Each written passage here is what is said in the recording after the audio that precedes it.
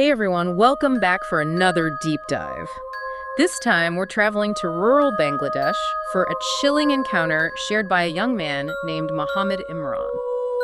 This one really stuck with me, the way the ordinary details of everyday life quickly unraveled. I mean, we'll get into it, but it starts with just like typical travel delays. Exactly, relatable stuff. We've all been there, right?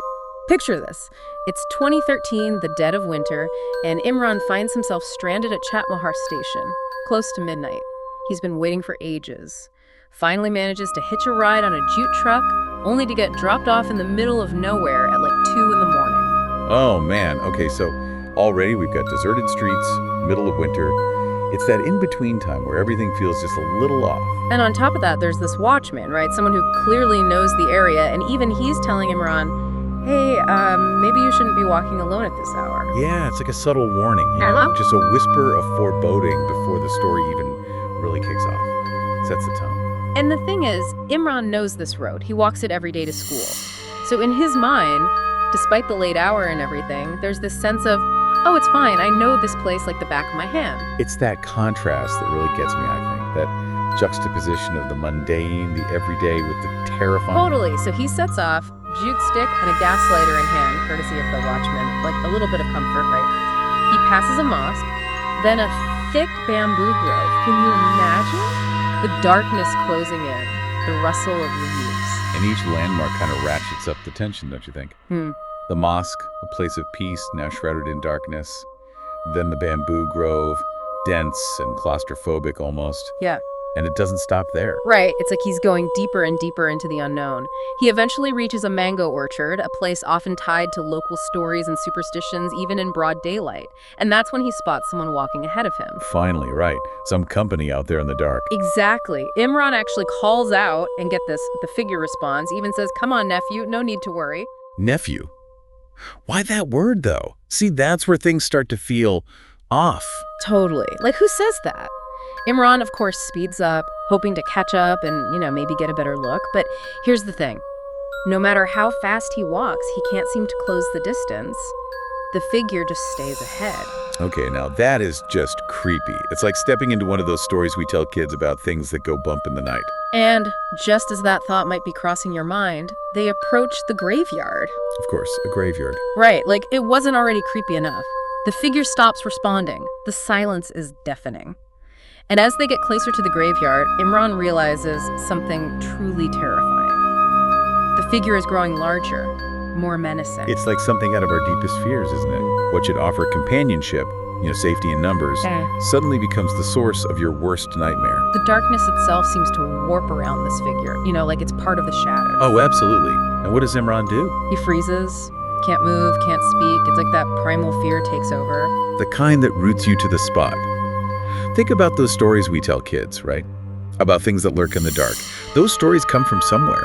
They're echoes of very real anxieties, and Imran is living through that in this moment. It really is like his worst nightmare coming to life because he finally gets a clear look at the figure, and it is massive, towering over him, and get this, glowing white eyes. Glowing eyes, okay, yeah, that's not right. Those details, they get to you. The eyes, in so many cultures, they're a window to the soul, a source of power. And here, those glowing eyes, it just screams otherworldly. Totally chilling. Yeah. But Imran, he somehow, through the sheer terror, manages to light his jute stick. The one the watchman gave him. The very same. And as that flame flares to life, the figure vanishes.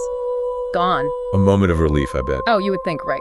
But of course not, it gets worse. Imran starts walking again, heart probably pounding out of his chest. And as he nears this tamarind tree, the one the watchman was so worried about, there it is again. No way. Waiting for him. See, that's what gets me about this story, those little details, that buildup of tension.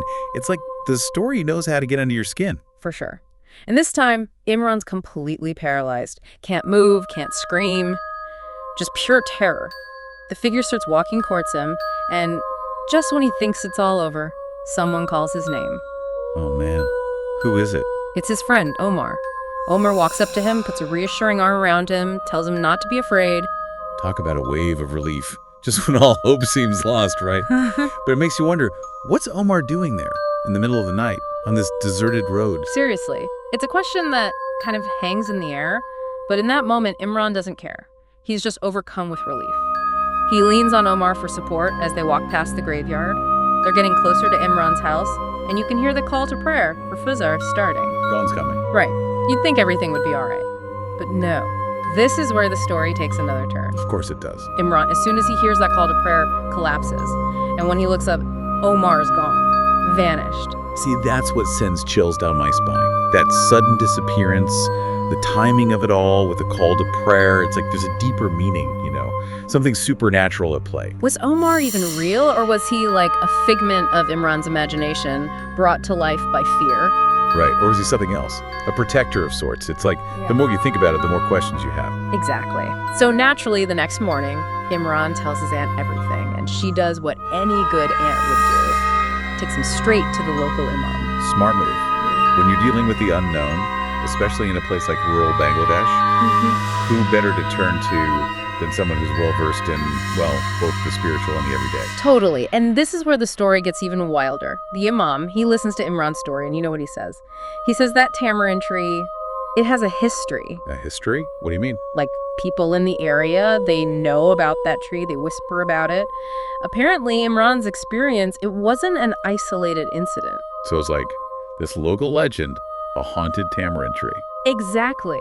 And to make matters worse, the imam, he reveals that someone actually died after an encounter at that same tree. Oh, wow. Okay, so now it's not just spooky stories, it's like a real danger zone. Right. And you start to think about those little details, like the watchman's warning, the jute stick, the gas lighter. They take on a whole new meaning. Like he was trying to arm Imran against something he knew was out there. Exactly. But wait, there's more. Because the imam, he then suggests that Omar, the friend who helped Imran, could have been a benevolent jinn. A what? Wait, hold on. A jinn? Like a genie? Well, sort of. In Islamic folklore, jinns are these supernatural creatures. They can be good, they can be evil, it's kind of complicated. But the imam seems to think that maybe, just maybe, Omar was a good jinn looking out for Imran. Wow. Okay, so we've got a haunted tree, a possible death, and now maybe a guardian jinn. The story has everything. Right. It makes you wonder, what really happened that night? Was it all in Imran's head? Or was there something truly supernatural at play? And what about that word, nephew? Why did the figure call him that? Could it be a way to gain trust? To manipulate? Seriously, it's like with every answer we just uncover more questions. But that's the thing about this story that gets me, It sticks with you. It makes you think twice about the shadows. For sure. Because maybe, just maybe, there are things out there that we can't explain, things that go beyond our understanding. Well said.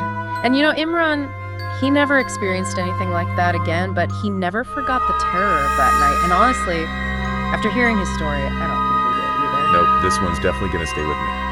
Thanks for taking this deep dive with us. Until next time. Ever get that feeling like, things aren't quite adding up? That's what we're diving into today, a story where the ordinary takes a turn for the seriously strange. We're talking theft, whispers of curses, and a whole lot of suspicion in a small village back in '93. Buckle up, because this one's a wild ride. It really is, and it comes to us from the Fright Files podcast, a story passed down through a family who experienced it firsthand. What grabs you right away is how real it feels, It's like we're dropped into this world where everyday life and the supernatural are just intertwined. Totally. At the heart of it are two families linked by cousins, Sojib and Nihal. Now, Nihal, we're told, had a bit of a reputation, a bit mischievous, the type. Like swiping a piece of fruit when no one's looking. Harmless enough. Right? You'd think so, but it comes back in a big way. So set the scene for us. All right, picture this. Family gathering, so Jeeb's uncle's in town. He's doing well for himself, flush with cash from his business. So Jeeb's father, being the gracious host, offers him a place to stay. Seems like a kind gesture. You'd think so, right? But the uncle, he says no thanks, heads home for the night. And that's when things go sideways. I bet that's putting it lightly. That very night, he's robbed. Money, valuables, the whole 9 yards, all gone. Panic sets in. Everyone's trying to figure out who could have done it. And in the midst of all this, Nihal arrives. I can only imagine that raised some eyebrows. Oh, absolutely. See, so Jeeb's mother, she notices Nihal's a bit late. And coupled with that whole fruit-stealing past, let's just say the seed of doubt was planted. It's amazing how quickly our minds jump to conclusions based on What, scraps of information and past experiences? It's human nature, isn't it? We look for patterns even when they might not be there.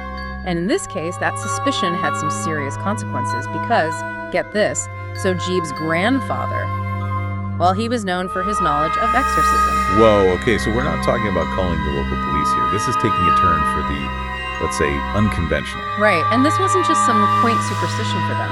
Exorcism, it was a deeply rooted tradition, a real and powerful force in their worldview. So, Sojib's mother, convinced that Nihal's behind it, turns to the grandfather for help. Exactly. Driven by suspicion, fear, maybe even a desire for justice, she seeks his intervention. But didn't you say that even the grandfather had some reservations? He did, and this is important because even within a system of belief, there's usually a sense of ethics, right? He understood the gravity of what he could do. Casting a curse, especially on someone potentially innocent. That's not something you just take lightly. So did he try to talk her out of it? He did. He warned her, but ultimately the weight of her suspicion was too strong. So he went ahead with the curse. He did. And within days, Nihal falls terribly ill. No way. It's like something out of a movie, right? Now, whether it was the curse or just a horrible coincidence, who knows?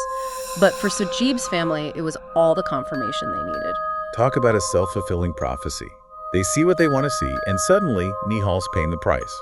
So they've got Nihal struck by this mysterious illness right after the curse. You can see how they'd connect the dots, but what do? Do they try to help him? Here's the thing. Their first instinct isn't the doctor, not in the way we might expect. They turn inward, towards their own belief system. Meaning what? More magic? In a way, they take Nihal to a local healer, someone people went to for all sorts of things, guidance, remedies, you name it. Shows you how ingrained this worldview is. Yeah. Not even a question of whether the curse is real, just how to deal with it. Exactly. And this healer, well, they take one look at Nihal. And, don't leave me hanging. Instantly they recognize it. Signs of a curse, plain as day. Which, for Sojib's family, must have been, well, confirmation, wouldn't you say? Talk about adding fuel to the fire. Every step seems to validate their assumptions, even if, rationally, there's no proof Nihal's illness is from the curse itself. But okay, so the healer's on board. How do they figure out what really happened? This is where it gets wild. We're not just talking herbs and potions here. This healer's method, summoning spirit. All right, now that's a curveball. For someone who, let's say, isn't steeped in all this, what does that even entail? So in a lot of cultures, it's about contact, right? Reaching out to the supernatural, looking for answers, guidance, even justice, all depending on the tradition. We could be talking chants, offerings, rituals. It's a whole thing. I'm picturing a dimly lit room, incense burning the whole 9 yards. So the spirits show up, then what? And get this, what they reveal is not what anyone expects, least of all Sojib's family. Nehal, totally innocent. Wait, hold up. So the curse had nothing to do with him stealing. The spirits are crystal clear. Nehal didn't trigger this. It was the sheer intensity of everything, the robbery, the grief, Nehal just being in the wrong place at the wrong time, that set it off, like a perfect storm, but supernatural. So all this for nothing. But that still leaves the big question, right? If not Nihal, then who actually took the stuff? So Nihal's name is cleared, which is huge, but let's be real, that doesn't erase what he went through, all that suffering for nothing. What happens once they know he's innocent? Well, it's not like you just snap your fingers and the curse is gone, you know? The healer, they lay out these rituals for Nihal to break it completely. What kind of rituals are we talking about here? Okay, so picture this. Cleansing bath, but not just anywhere. A 3-way intersection. Specific. Super specific, yeah. Those spots, they're like crossroads, spiritually charged, you know? And on top of that, no fish for 90 days, straight up. 90 days. Man, talk about commitment. It really shows you how seriously they took this stuff. No kidding. But the rituals, they work. Nihal, he starts getting better, slowly but surely. Of course, this isn't where it ends. Oh, I bet. Nihal's in the clear. But that just shines a giant spotlight on the real question, who actually did it? Exactly. Nihal and his family, they're understandably furious, right? So they confront Sojib's family. Can you imagine that conversation? The guilt trip of the century. I can't even imagine. So what did Sojib's family do? Well, they're drowning in guilt, desperate to make things right, so they go back to the healer. Makes sense, right back to the source. Hope he's got some answers. They come to him with a list, people they think might be responsible, hoping he can use his, abilities to figure it out. And get this, on that list, Sojib's uncle. Wait, the uncle who got robbed in the first place. Are you serious? Sounds crazy, right? But you gotta remember, the guilt was eating at them. Plus, they still believed in the curse, the power of it all. Makes you wonder if, deep down, they didn't want to face the possibility that they messed up so badly. So the healer, does he go along with it? He does, yeah. 3 days of rituals, intense stuff, and finally, the truth comes out. Okay, enough suspense. Who was it? Turns out it was Sojiv's uncle the whole time. The victim, the one they were trying to help, he was the one who took everything. Wow, that is a plot twist I did not see coming. Yeah. Talk about a betrayal. What could have possessed him to do that, I wonder? The story doesn't really say. But it goes to show things aren't always what they seem. Sometimes the most unexpected answer is the right one. This whole thing is like a cautionary tale. Yeah. Right? Don't jump to conclusions, because you never know who you might hurt. And sometimes, even when we think we're being logical, our emotions or beliefs, they can really cloud our judgment. Totally. And maybe it makes you think twice about your own beliefs too, how they shape the way you see the world, even if you don't realize it. Makes you wonder what you'd do if you were in Nihal's shoes, right? Falsely accused, cursed, the whole 9 yards. That's something to ponder. Anyway, that's all the time we have for today's deep dive. Thanks for joining us as we explored this wild tale of suspicion, the supernatural, and a truth that no one saw coming. Until next time, keep questioning, keep exploring, and remember, things aren't always what they seem. Ever feel like you're on the edge of a scary story? Like that shiver down your spine and you know something just isn't right? Oh, yeah. Well, buckle up, because today's deep dive takes us right into a chilling tale from the Fright Files podcast. Okay. We're headed to rural Bangladesh about 40 or 50 years ago. Wow. Our central figure is a pregnant woman we'll know as Shakila's grandmother. Okay. She needs to use the outhouse in the dead of night. Oh, no. That classic horror movie setup? Makes you want to yell, "Don't go out there!" Yeah. But this, my friend, is where our story begins. Okay. Now imagine this scene. It's dark, quiet, and this woman, already heavy with child, walking to the outhouse. Yeah. She's already carrying the weight of a previous loss, a stillbirth. Oh, wow. So fear and worry are her constant companions. Yeah. As she makes her way through the darkness, something catches her eye. Okay. A figure sitting atop this towering coconut tree. Oh. But here's the thing. This isn't just any figure. It's described as having legs so long that they actually reach the ground. Oh, wow. And as if that isn't unsettling enough, it begins to grow larger, seemingly closing in on her. My geez. The wind picks up around her, this swirling vortex of dread, and it feels like something truly sinister is closing in. I bet. This detail, the figure on the tree, it immediately brings to mind the fear associated with vulnerable times, pregnancy and childbirth. Yeah. Across so many cultures, folklore is filled with stories of evil spirits targeting expectant mothers. Uh-huh. It's as if these moments of creation and transition open a door to another realm, leaving individuals more susceptible to forces we don't understand. It's like that primal fear is hardwired into us, Yeah. And for this grandmother, the fear turns into a living nightmare. Oh. She runs back to the house, banging desperately on the door for her husband to let her in. Right. They barricade themselves inside, narrowly escaping whatever malevolent presence was out there. Wow. Tragically, the very next day, the grandmother realizes the baby in her womb is still. At the hospital, the doctors confirm another stillbirth. Oh no. But get this, she experiences no pain during the stillbirth, Really? which is incredibly unusual and completely baffles her doctors. Wow. Was this just a horrible coincidence? A cruel twist of fate? Or was something more sinister at play? That's terrifying. This detail, the absence of pain, is a powerful one. Right. It's like the natural order of things has been disrupted. Yeah. While we can't discount the very real and heartbreaking nature of pregnancy loss, this unusual element introduces the question: could the terror of that night, the encounter with the figure, have had a psychosomatic effect impacting the pregnancy in ways we may never fully understand? The mind-body connection is a powerful force. It makes you wonder about the hidden consequences of fear and trauma. It really does make you wonder, doesn't it? Yeah. And as you'll soon find out, this is only the beginning of the unsettling events that will plague this family for years to come. And this is where the story takes an even darker turn. You're telling me. Wouldn't you say?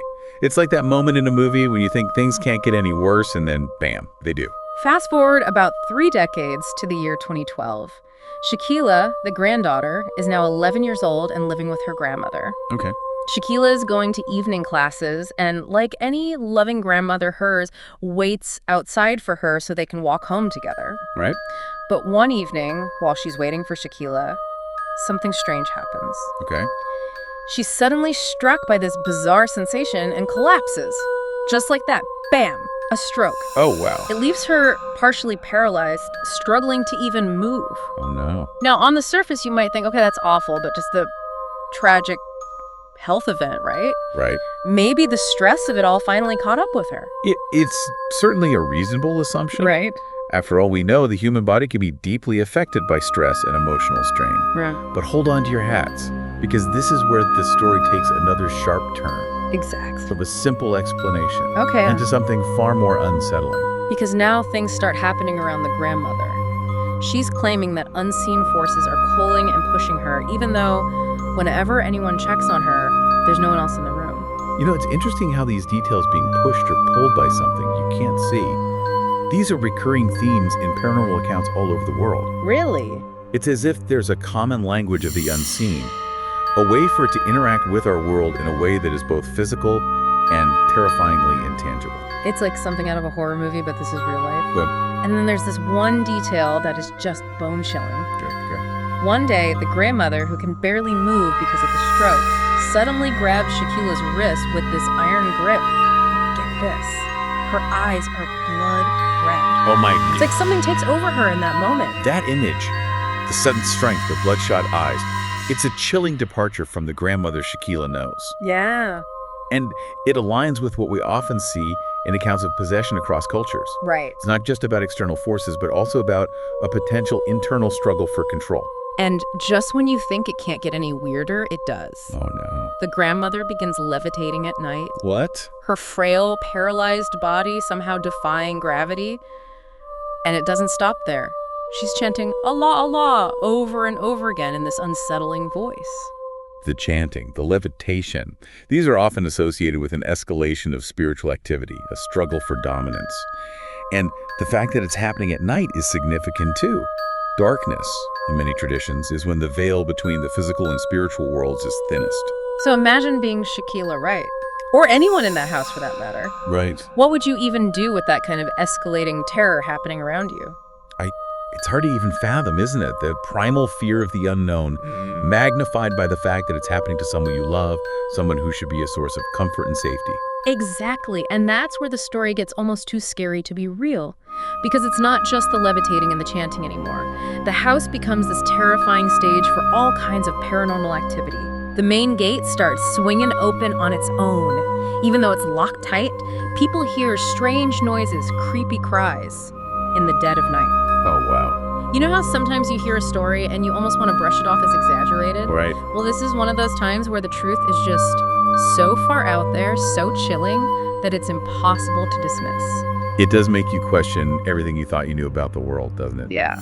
And it gets even more intense when you factor in the potential connection to the grandmother's experience all those years ago. Remember that figure she saw? Yeah. Well, as it turns out, a local religious leader identifies it as a pathgen. A pathgen, what's that all about? Well, in some belief systems, a pathgen is a type of jinn that's very territorial. Okay. It's bound to a specific location, and if it feels threatened or disrespected, it can lash out. Oh. This leader believes that the jinn has been haunting this family for decades, seeking revenge for some past wrongdoing, Really? some transgression that may have occurred without them even realizing it. So it's like this malevolent presence has attached itself to this family, and now it's out for revenge. That's the chilling implication, and it adds a whole other layer to the story. It's not just random chaos. It suggests a motive, a plan, Right. which can be even more frightening to comprehend. And if that wasn't enough, things take an even more sinister turn. The jinn, this unseen entity, actually starts speaking through the grandmother, Oh, wow. declaring in this chilling voice, "I've been waiting for this moment for years. I will not leave." That's the moment, isn't it? Where the fear becomes almost unbearable. Right. Because it's not just strange occurrences anymore. Yeah. It's a direct threat. It makes you wonder, how do you even begin to fight back against something like that? It's a terrifying thought, and it's exactly what this family is up against. So what happens next? Well, they do everything they can think of. They call in religious healers to try and drive the jinn away, but nothing seems to work. It's like this entity is too deeply rooted, too set on its path of revenge to be stopped. It's a sobering thought, isn't it?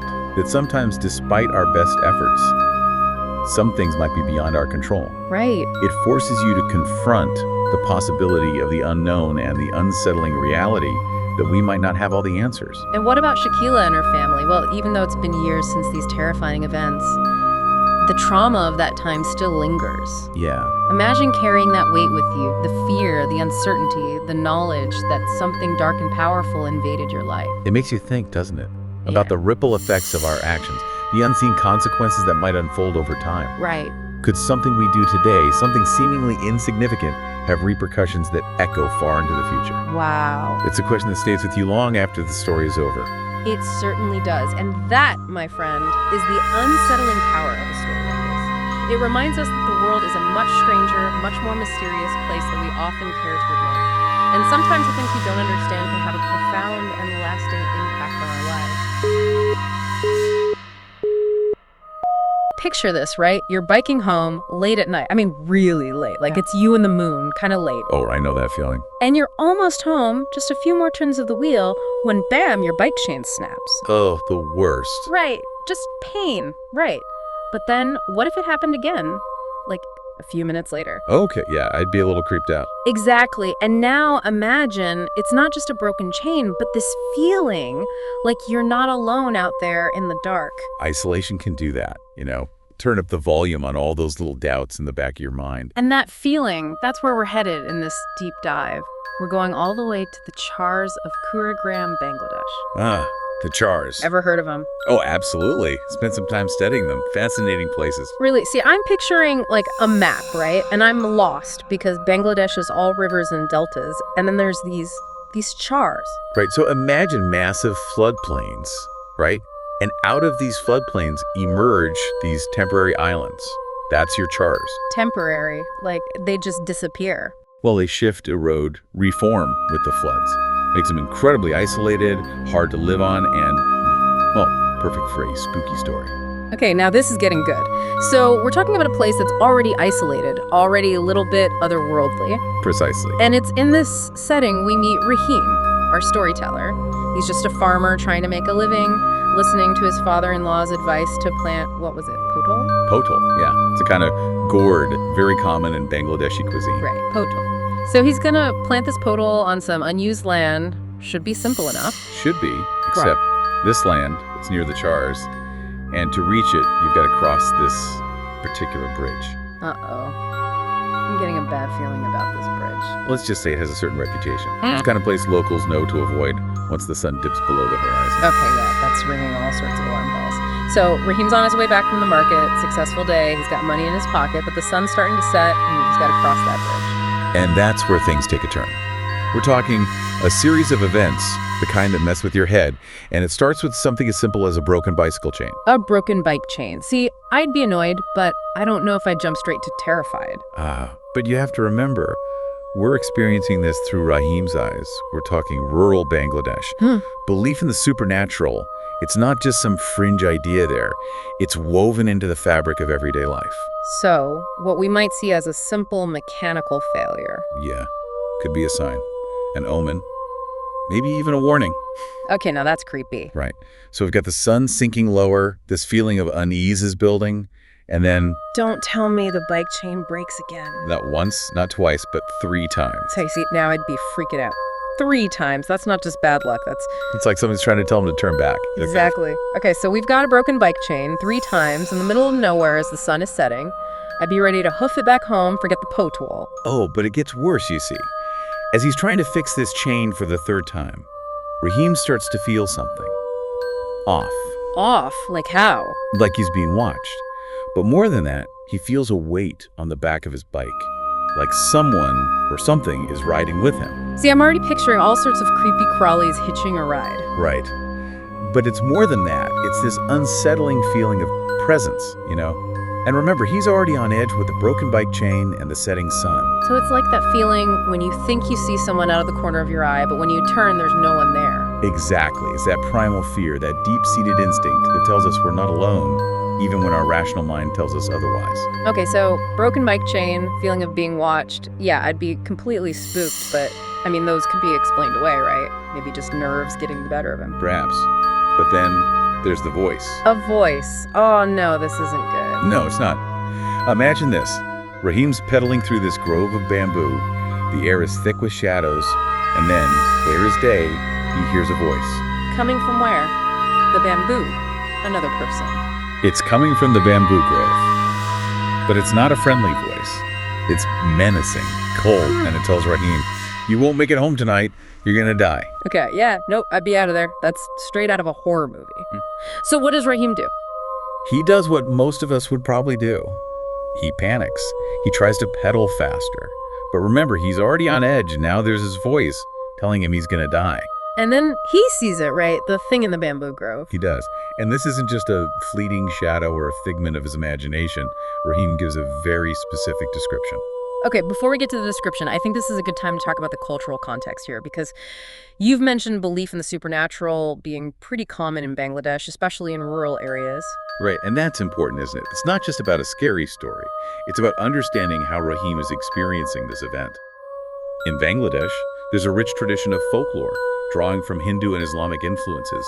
And these stories, they're more than just entertainment. They shape how people understand the world around them, the natural and the supernatural. So it's not a matter of believing or not believing in the supernatural, it's just a given. Exactly. It's woven into the fabric of their understanding of the world, informing their morality, their relationship with nature, everything. And certain places, like this bridge, often take on a particular significance, become associated with specific entities or legends. Which brings us back to what Rahim sees. This isn't just a case of his imagination running wild, it's informed by those beliefs, by the folklore that's been passed down for generations. So what does he see? He sees a creature, a being with glowing skin, blood-red eyes, long arms covered in thick, coarse hair, and it's smiling at him. A smiling monster? That's just wrong. It's one thing to catch a glimpse of something unsettling, but to have it smile at you, that feels intentional, like it's trying to scare him. And here's where it gets really interesting, because Rahim's description aligns with a particular creature from Bangladeshi folklore, the Petni. The Petni. What can you tell us about this creature? Well, the Petni is a terrifying figure in their folklore, often depicted as grotesque, almost childlike in its appearance, with these long, sharp claws and glowing eyes. They're said to haunt waterways and areas near, you guessed it, bamboo groves. Hold on. So we've got a creature known for its glowing eyes, found near bamboo groves, and now Rahim's encountered something similar in a bamboo grove. That can't be a coincidence. It's not, and we're just scratching the surface of why the Petni is so feared. The creature is not just unsettling in appearance, it's associated with all sorts of misfortunes. Like what? Give us the rundown. Well, encountering a Petni is often seen as a harbinger of bad luck, illness, even death in some cases. They're considered tricksters, malevolent spirits that delight in tormenting humans. And it's thought that if a Petni sets its sights on you, it can latch onto your spirit, bringing misfortune and misery into your life. Okay, that's a whole other level of terrifying. So it's not just about escaping a creepy encounter for Rahim, it's about escaping a creature that's believed to bring nothing but bad juju. Exactly. And that belief, that cultural understanding of what the Petni represents, it adds a whole other layer of fear to this encounter. It's no longer just about a scary creature. It's about the potential spiritual consequences of that encounter. So we're talking about a creature, the Petni, that is basically bad news on legs. And Rahim just had a face-to-face encounter with what sure sounds like this Petni. I gotta know, what happens next? Does he make it home? He does, eventually, Yeah. but not without one last terrifying encounter with this thing. Oh, no, don't tell me. Another voice. Another creepy smile. Tell me it at least left him alone while he was trying to run for his life. Well, about that. Remember how I said the Petni are known for being tricksters? For delighting in tormenting humans? Oh, yeah, I'm getting a bad feeling about this. As Rahim is running through the darkness, he can hear the creature's laughter echoing after him. It was toying with him. That's awful. It's like something out of a nightmare. Poor guy, and just when you think it can't get worse, it does. Right. Talk about adding insult to injury. But thankfully, he does eventually manage to escape. He's found later by his family near the podal fields, totally delirious and utterly exhausted. Delirious, you say? That sounds like more than just exhaustion from running. I mean, I'd be shaken up too, but delirious. That suggests something more, something affecting his mind. That's the thing, isn't it? The Petni isn't just some scary creature you encounter and then forget about. The belief, deeply ingrained in the culture, is that this encounter can have a lasting impact, even a spiritual one. Okay, so it's not just about the physical escape, it's about the spiritual ramifications, what happens to Rahim after the encounter. Well, according to the story, his family is convinced he's been afflicted by an evil spirit, maybe even possessed, because of his encounter with the Petney. They believe he's been cursed or something, just from being in the presence of this creature. In a way, yes. And it's important to remember that in this cultural context, that's not an unreasonable fear. So what do?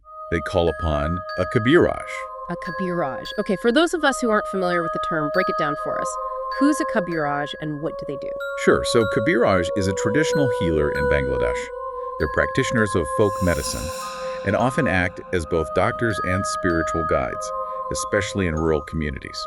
So they don't just treat physical ailments, but also what we might call spiritual afflictions. Exactly. They might use herbal remedies, rituals, amulets, prayers, or a combination of all of the above to try to restore balance and well-being. It's like calling in a specialist for spiritual first aid after a supernatural encounter. That's a great way to put it. And it goes back to what we were talking about before about how important that cultural context is. In this case, it's not as simple as Rahim going to a doctor saying, "I'm feeling anxious," after a scary experience.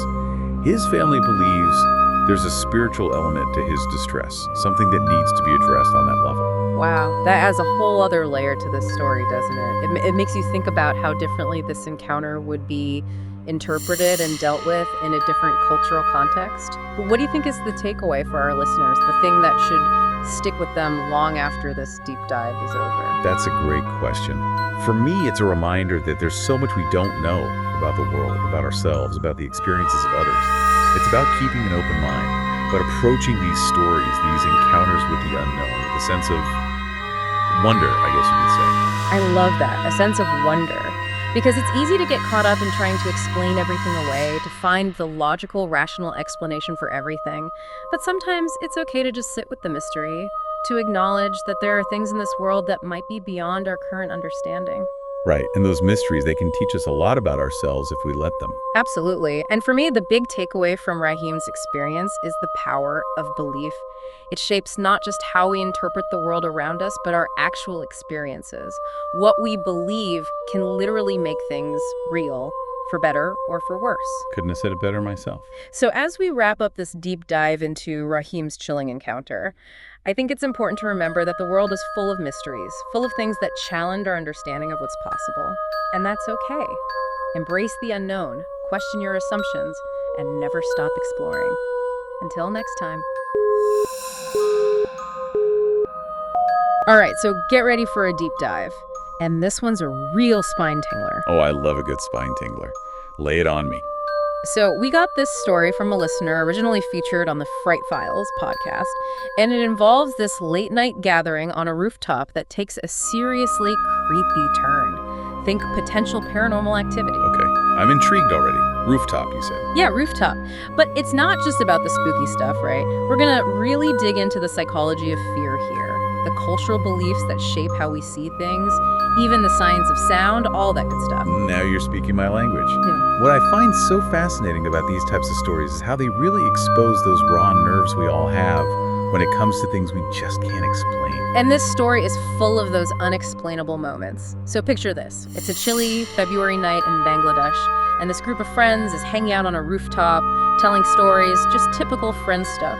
Sounds innocent enough so far. Right. But here's where things get interesting. They're on the edge of town, in this housing society that backs right up to a vast, dark jungle, as our storyteller puts it. Oh, okay, now we're setting the scene. I can already see where this is going. Yeah, you can't have a good spooky story without a spooky setting, right? But seriously, this detail, this vast, dark jungle thing, it's important for more reasons than you might think. What do you make of that? Well, it's all about context, isn't it? The setting, it kind of primes us for a certain type of experience, like isolation, especially in an environment that already feels a little eerie. It can amplify our senses, make us more susceptible to suggestion. Right. It's like our brains are already on high alert. Like, okay, something's different here. Exactly. And this group, well, they're about to get a whole lot more alert because their casual ghost stories, they take a turn. Oh, here we go. Yeah. Black magic and this practice called rukhar, become the topic of conversation. Now, this is where understanding the cultural context is really, really important. Because in many cultures, including Bangladesh, those beliefs about black magic and spiritual cleansing rituals, they're deeply ingrained. So it's not just something you'd see in a movie, it's like woven into the fabric of their lives. Exactly. They're not just abstract ideas, they're woven into the fabric of daily life.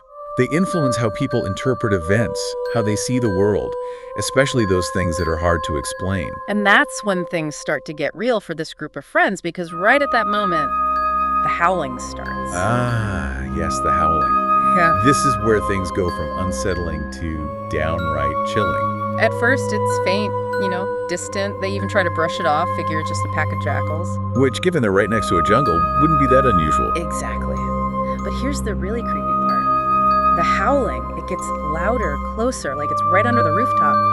But they look around, and there's not a single jackal in sight. Oh no, they can't see anything. Nope, nothing. And they're really adamant about this detail in the story, too, that the area was open, no trees, no bushes, nothing for anything to hide behind, just a clear view, and still no jackals. Okay, yeah, that's where I'd be like, nope, something's not right. Right, and jackals, while they are known for howling, they don't typically approach humans with that level of boldness. At least that's what I've always heard. You're right. While they are pack hunters, they tend to be pretty wary of humans. They might scavenge around the edges of human settlements, but to have a whole pack of them seemingly unafraid right there under a rooftop, that's definitely not normal behavior. No, not at all. So we've got this group of friends, spooky setting, a conversation about black magic, and now this unexplained howling getting closer and closer. I think it's safe to say they're probably freaking out a little bit at this point. Just a tad. And their fear, it leads them to, well, maybe not fight, but definitely towards a different kind of protection.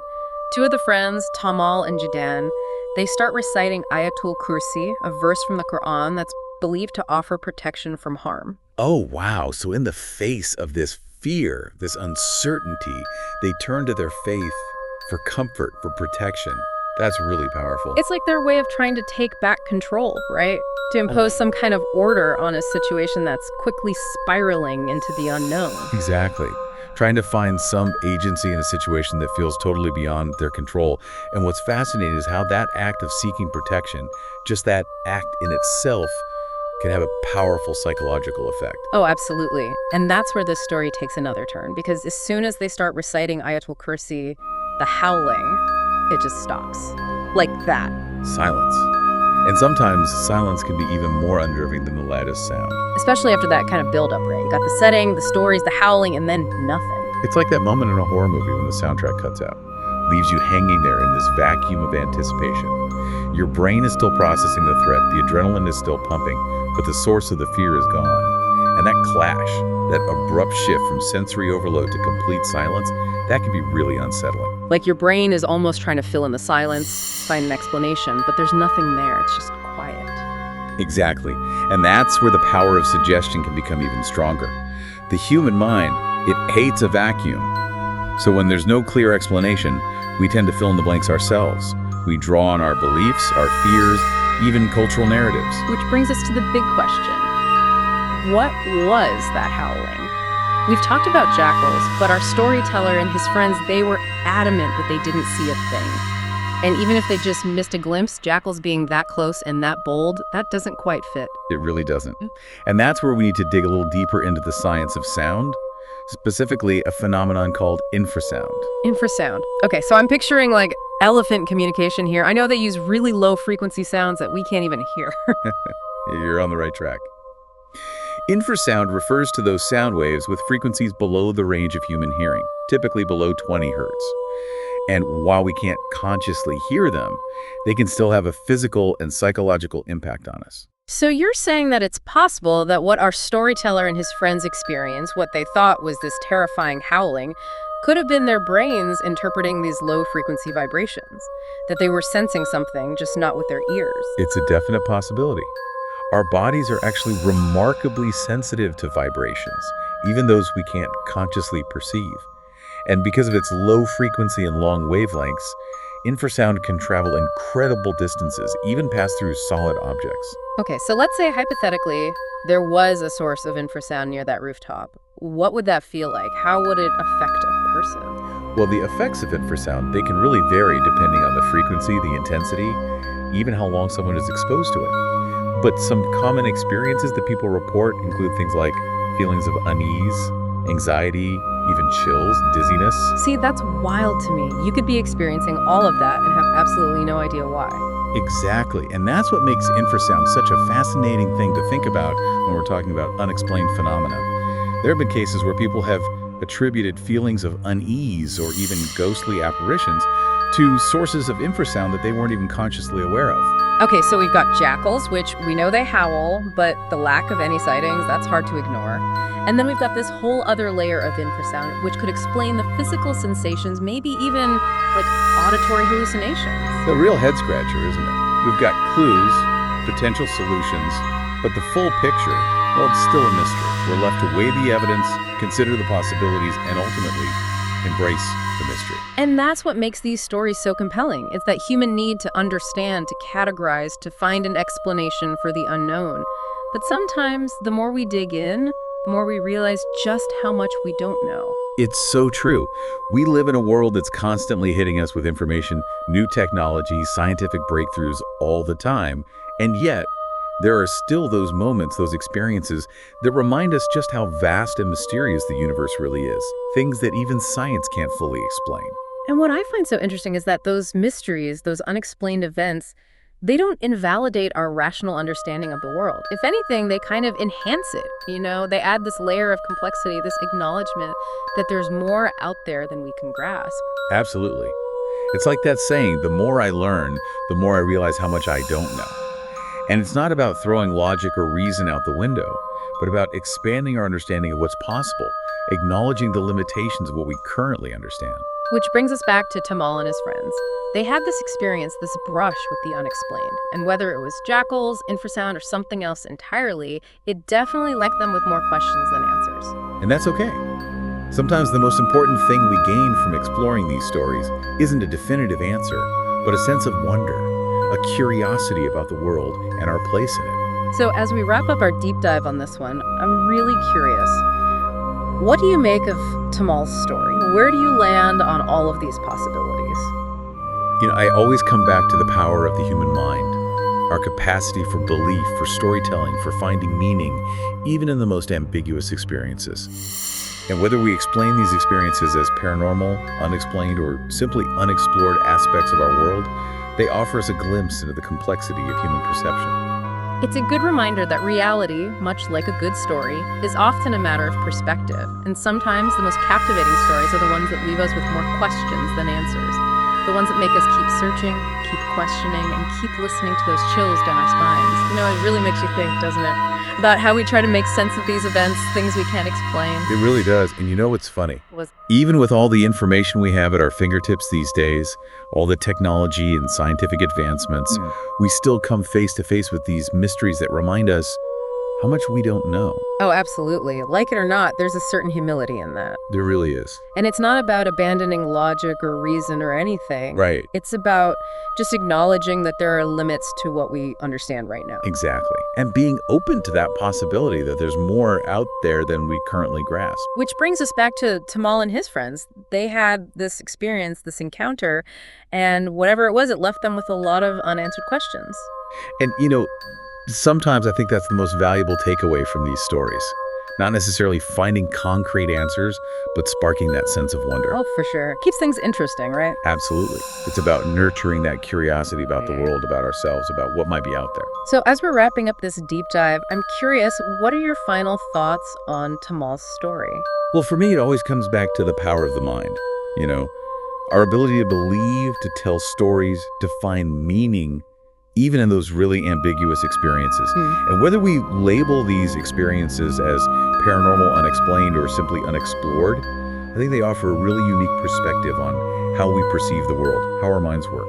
It's a good point. It's like that old saying, we don't know what we don't know. Exactly. And sometimes those are the most intriguing things to explore. It reminds us that there's always more to learn, more to discover, and that sometimes the most captivating stories are the ones that leave us with more questions than answers. Absolutely. The mysteries keep us searching for those answers, and isn't that what it's all about? That's it for this deep dive, everybody. Thanks for joining us as we explored the howls echoing from that rooftop in Bangladesh. Until next time, stay curious and never stop questioning what goes bump in the night. And maybe check for infrasound, too. And maybe check for infrasound. Yes. Got it. Welcome back, everybody, to another deep dive. And guys, this one is a doozy. It really is. We're talking glowing fireballs, a tree that seems to react to it, and get this, 2 sightings years apart. Yeah, and this one comes straight from one of our listeners sent in this wild story. I mean, talk about a what-if moment. Right. I mean, it's like something out of a movie. Yeah. But it supposedly happened to our listener's husband. And the first time, he was just a kid. And the setting makes it even more interesting to me. Forget spooky castles or a jungle. We're talking a small village. Dohar, Bangladesh, to be exact. Yeah. Adds a whole other layer to it, right? Like this wasn't some isolated incident in the middle of nowhere. Exactly. So picture this, okay? It's dusk. That time of day where things already feel a little, mysterious. Oh, yeah. A group of friends just hanging out near a pond. And there's this massive hihal tree nearby. It's a type of hardwood, really common in that part of the world, in case anyone's wondering. It's important to understand it's like just a normal evening, right? Just kids being kids, hanging out. Makes what happens next even more bizarre. Oh, absolutely. Because out of nowhere, this glowing fireball appears in the sky. Not just some blip on the radar either. Our listener said her husband and his friends, they all described it like a small pot of fire, just moving through the air. And it's heading towards this tree. Straight towards it. And here's where it gets really strange, like something out of a myth. Okay, hit me with it. The tree, and we're talking massive trunk here, it splits open as if to let the fireball in. Wait, seriously? Split right open? Like it was welcoming it. Then the fireball, it just goes right into the tray closes back up, good as new, and the kids, they're just speechless. I mean, what would you even do? Seriously, I'd be running the other way. How do you even process that as a kid? And what do you even tell your parents? Oh, hey, by the way, saw a fireball get swallowed by a tree today. No big deal. Exactly. They probably didn't believe a word of it. But here's the thing. This wasn't just some figment of a child's imagination. This story, it sticks with our listener's husband, even decades later. It's like one of those stories you tell around a campfire, right? Makes you wonder if it got exaggerated over the years. Oh, I know, right? Like, did the tree really swallow the fireball, or did it just disappear behind it? It's easy to imagine the story growing with each retelling. Exactly. But here's the thing. The listener was adamant that her husband, he's always been insistent that what he saw, what they all saw, was real. And he wasn't the only one who saw it, right? Right. He was with his friends. All those kids saw the same thing. But you're right. Memories can be tricky things. Time for the expert opinion, I guess. Could this be one of those things where, I don't know, maybe they saw something totally normal, but their imaginations just ran wild because they were kids? It's possible. Our brains, especially as kids, they love to fill in the blanks. But that's where the second sighting gets really interesting. Oh, yeah, totally forgot. This wasn't just a one-time thing. So, how many years later are we talking here? Decades. Dude's all grown up at this point, back in his old village for a visit. You'd think any childhood memory, especially something that crazy, would faded by then. Right. Like out of sight, out of mind. Exactly. But get this, he's with friends again, just hanging out like old times, and bam, fireball makes a reappearance. No way. Seriously. Okay, now that's just creepy. Like, what are the chances? Right, so now he's not a kid anymore. He's seen a thing or two, probably a little more skeptical than his younger self. But to see that again after all those years, it makes you wonder if something else is going on. Okay, yeah, that's way too freaky to be just a coincidence. Was it exactly the same as before? Like, same place, same time of day? Pretty much. Same location, another evening. But here's the twist this time. The fireball, it doesn't just shoot towards the tree, it kind of hovers, moves slowly overhead, like it's checking them out. Get out. Okay, you're giving me goosebumps. So, were we talking alien encounter now? Is that on the table? Well, let's not jump to conclusions just yet. But the fact that this guy's friends, they see it too this time, that adds a whole other layer to this. We're not just dealing with one guy's maybe faulty memory. Multiple witnesses. It definitely makes you think. Okay, you've officially freaked me out. So if it's not just a kid's tall tale, and it's not just one person seeing things, what are we left with? What could possibly explain this?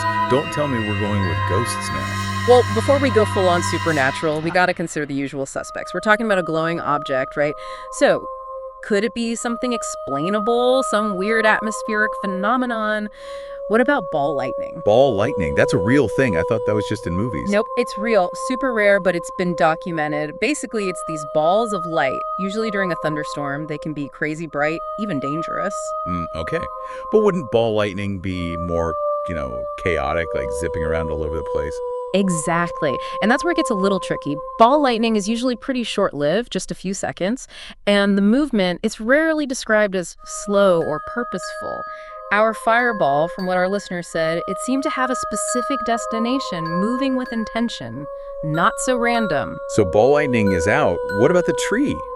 Splitting open like that twice. Yeah. That's got to be beyond a coincidence, right? Yeah, it's a tough one. Lightning strikes, they can definitely split a tree, and maybe, just maybe, the tree was already weak, making it more susceptible. But to have that happen twice, years apart, and both times, right when this fireball shows up, the odds of that, astronomically slim. Talk about being in the wrong place at the wrong time. Twice. So we've ruled out the most obvious explanations. Where does that leave us? Well, before we jump to any conclusions, we got to consider one more thing, the power of suggestion. Maybe, just maybe, that first experience, as vivid as it was for our listener's husband, maybe it influenced what he and his friends thought they saw the second time, like a shared hallucination almost. Wait, like their brains just filled in the blanks based on that childhood memory. It's a possibility. Our minds are powerful things. We try to make sense of things even when they don't make sense. Okay, but it was the same place, same type of fireball. That seems like a lot of details to just make up. You're right. It's a bit of a head scratcher. And that's what makes these kinds of stories so fascinating. It's like, we want a clear-cut answer, but sometimes there just isn't one. So frustrating. But also kind of cool, right? Like, Yeah. there's still so much we don't know about the world. Exactly. And sometimes the mystery is half the fun. But hey, maybe there's a cultural perspective that could shed some light on all of this. After all, this happened in Bangladesh, a place with a rich history of folklore and legends. Oh, that's right. You think maybe their culture has some stories that could explain this. Like maybe they've seen this kind of thing before.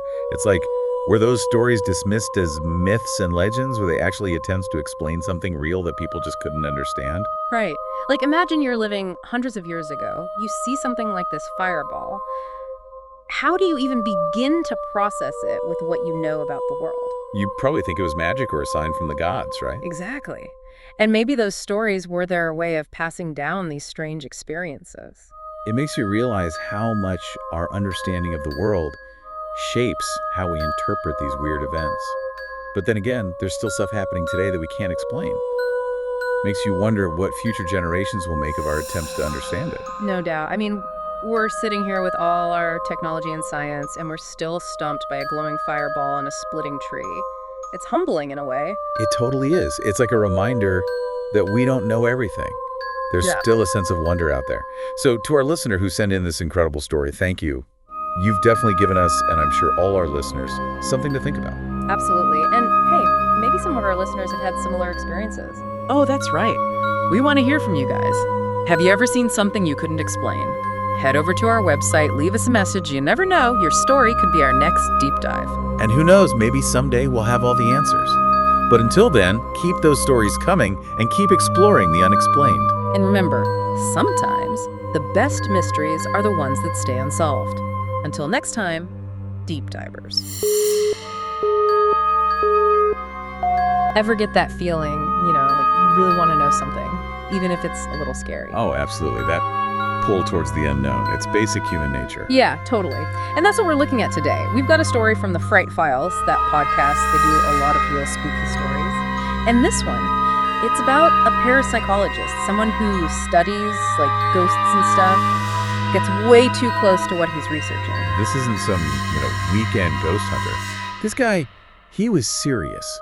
3 years he spent just digging into this stuff. Books, research, the whole 9 yards. He even looked into something called Boot FM. Boot FM? That sounds made up. What is that? Basically, it's this idea that ghosts can communicate through radio waves. There are all these stories from different cultures about it. Okay, now that's both cool and creepy. But, so this researcher sounds like he was hooked even before he actually saw any. Oh yeah, and that's what makes it so freaky.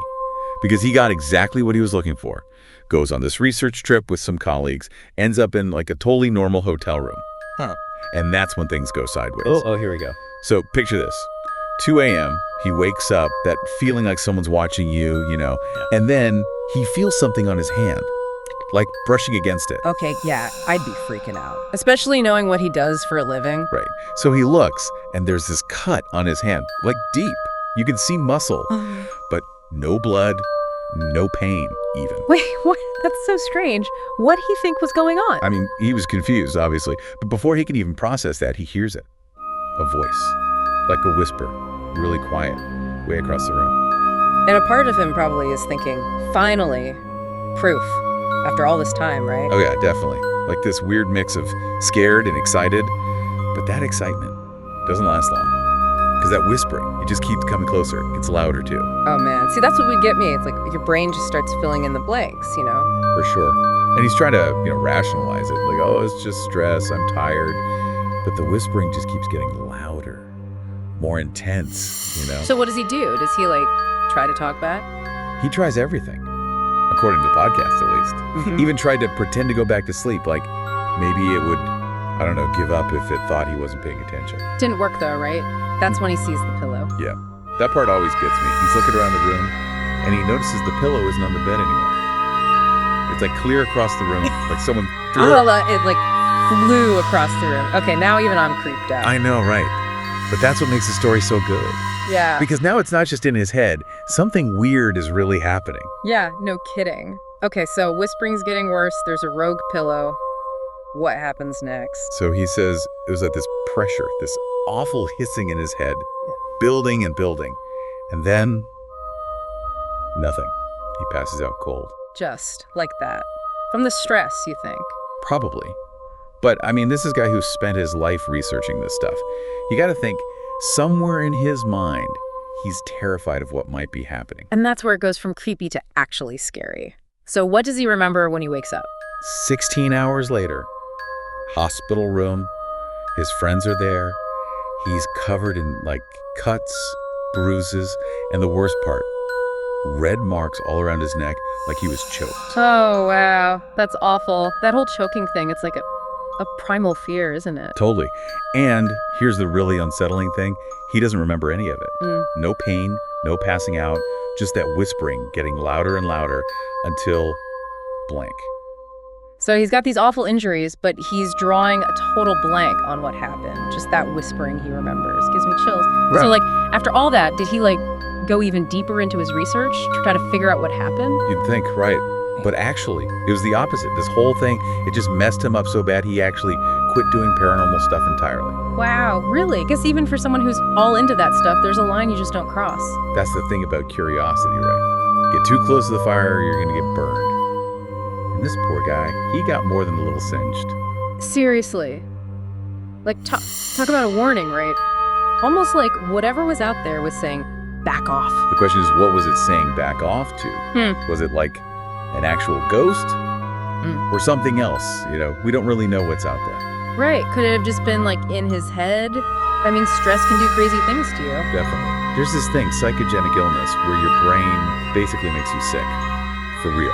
Like, it's taking mental stress and making it physical. That's wild. And kind of terrifying, honestly. It makes this whole thing even creepier. We don't have an answer. We can guess, but... That's the thing about the unknown, isn't it?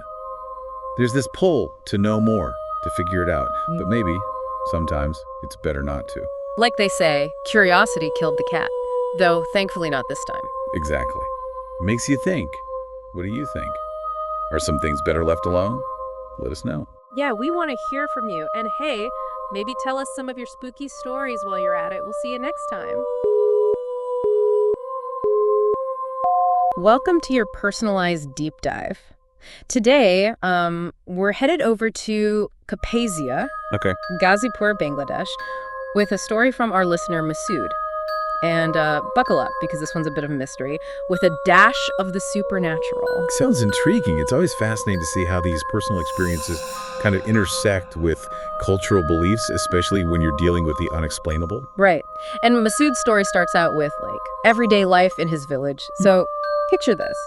A place where everybody, things move a little bit slower. One day, he's hanging out with some friends on a machar, which is like a traditional outdoor seating platform, just relaxing, enjoying the day. Yeah, I've seen those. They're like the heart of social life in a lot of villages, right? A place to just kind of unwind and connect. Exactly.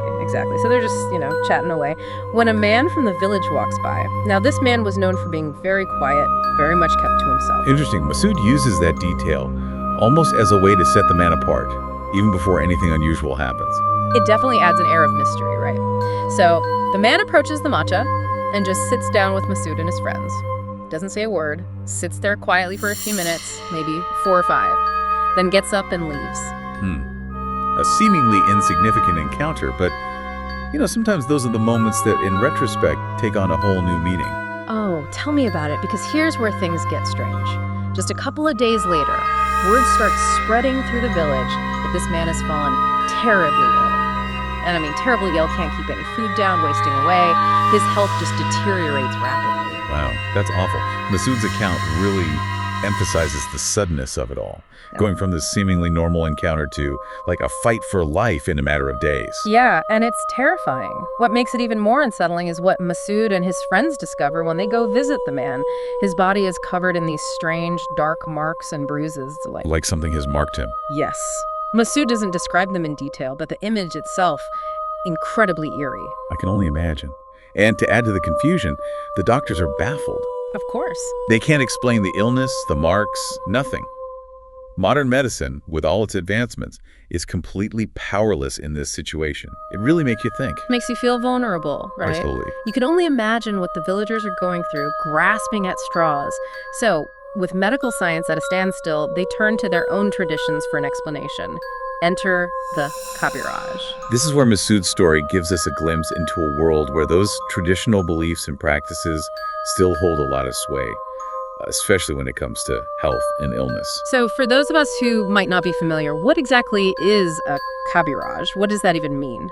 Well, in many rural Bangladeshi communities, a Kabiraj is like a traditional healer, someone who practices folk medicine, often passed down through generations. They're respected for their knowledge of herbal remedies, spiritual healing, and their understanding of what you might call the unseen world. The unseen world, which in this case leads to a rather unsettling diagnosis. It does, doesn't it? Yeah. Because the Kabiraj doesn't believe this is just a normal sickness. He believes it's the work of a jinn. A jinn. Okay, now that's a word that sends shivers down my spine. It's not every day you hear a story that involves jinns. Right. This is where the story taps into a whole other layer of belief and fear, the supernatural. Okay, so we're on the edge of our seats already, and we haven't even gotten to the jinn yet. What exactly are jinns, and why are they so feared, especially in the context of this story? Okay, so in Islamic tradition, jinns are these supernatural creatures. They have free will, they can be good, they can be evil. They're not always visible, but they share the earth with humans. Okay, so they're like the stuff of campfire stories, right? But in this case, it's very real. So does the Kabiraj think this jinn is responsible for the man's illness, the marks? According to the Kabiraj, yes.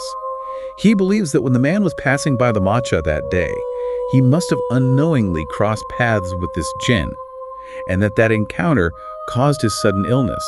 And get this, he even points to a specific banyan tree near the graveyard as the jinn's dwelling place. A banyan tree near a graveyard, that's like spooky story starter kit right there.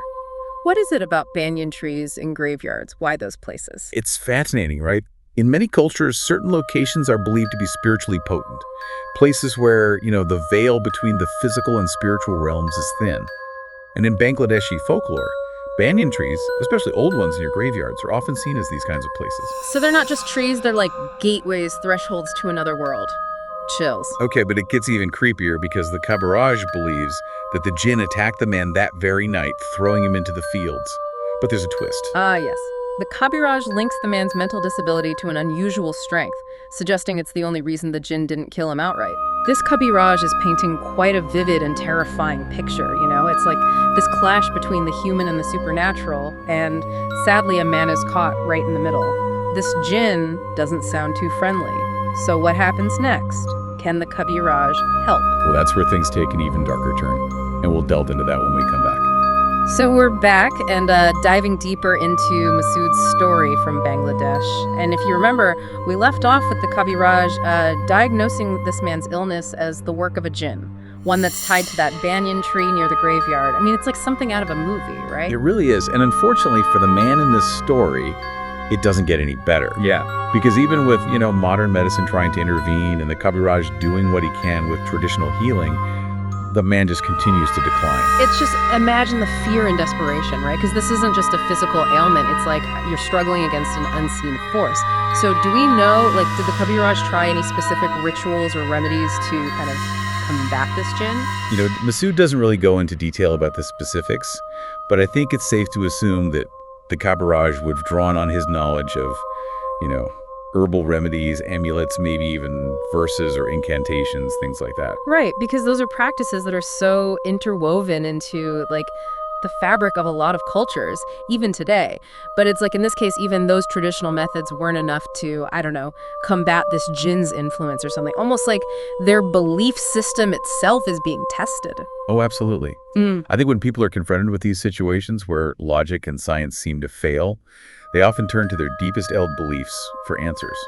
It's like a testament to the power of faith, especially in the face of fear and uncertainty.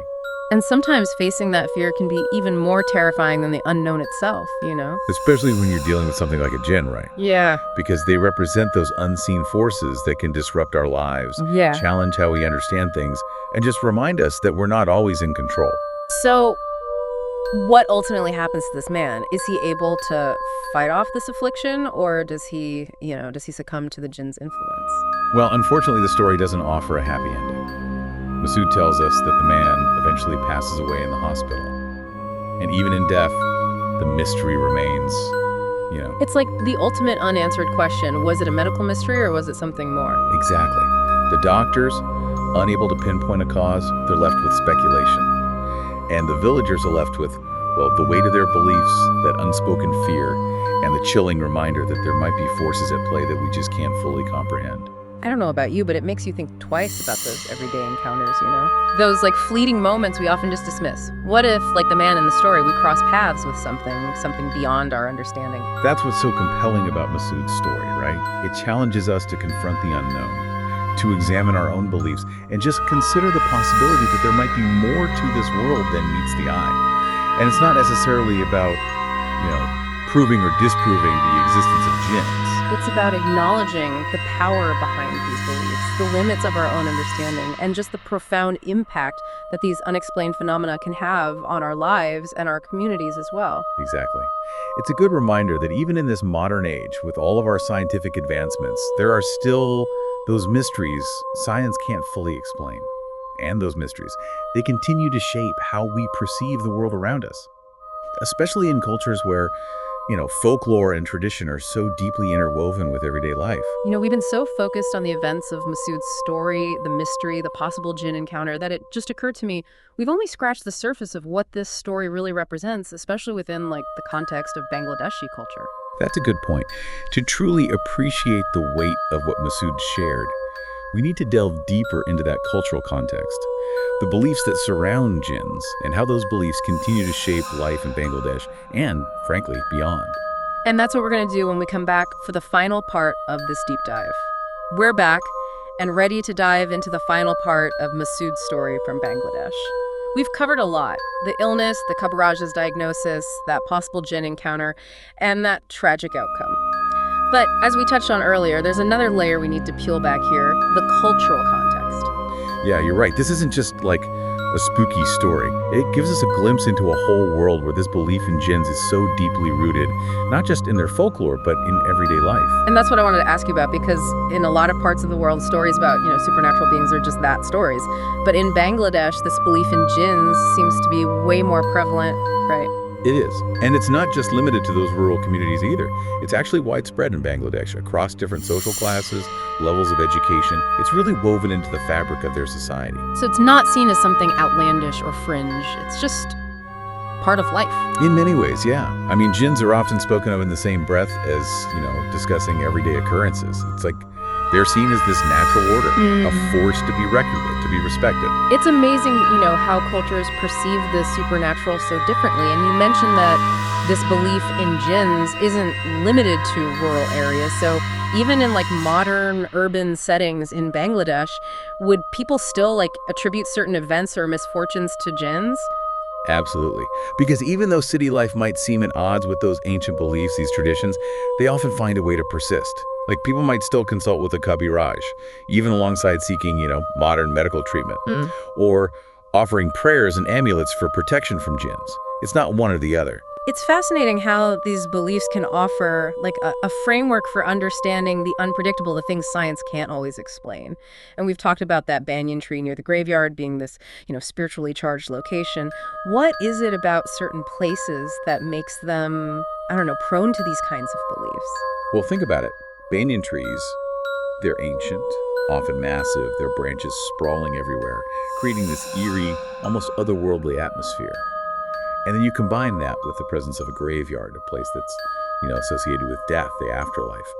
It's easy to see how folklore would weave those elements into stories about jinns and spirits. Right. It's almost like those places become a physical manifestation of the unknown, a visual reminder that there might be more to the world than what we can see. Exactly. They become like thresholds, these liminal spaces where that line between the mundane and the supernatural, it all just blurs.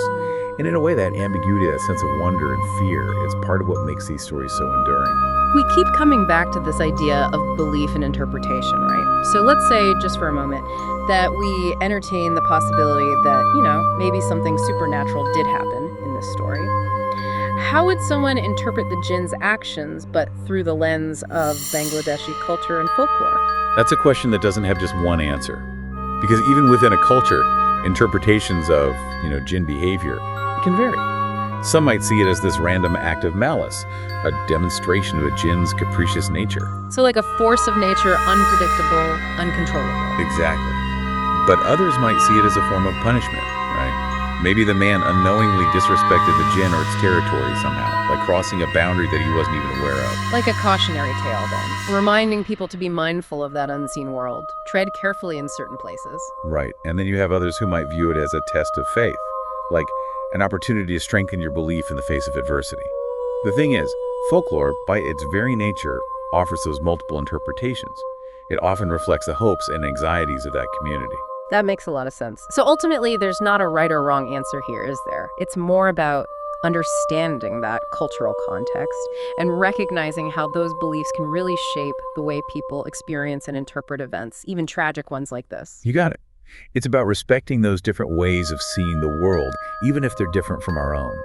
This deep dive has been quite the journey. We've gone from this seemingly ordinary encounter to a mysterious illness, a tragic end, and we've explored this really complex interplay of modern medicine, traditional beliefs, and that enduring power of folklore. It's one of those stories that stays with you. It makes you think twice about those unseen forces that might be all around us and the mysteries that continue to shape our world, Definitely. And you know what? Sometimes those mysteries are best left unanswered, leaving us to just ponder all the possibilities. I like that. Well, that's it for our deep dive into Masood's story. Until next time, keep asking questions, stay curious, and remember, sometimes the most fascinating stories are the ones that leave us with more questions than answers.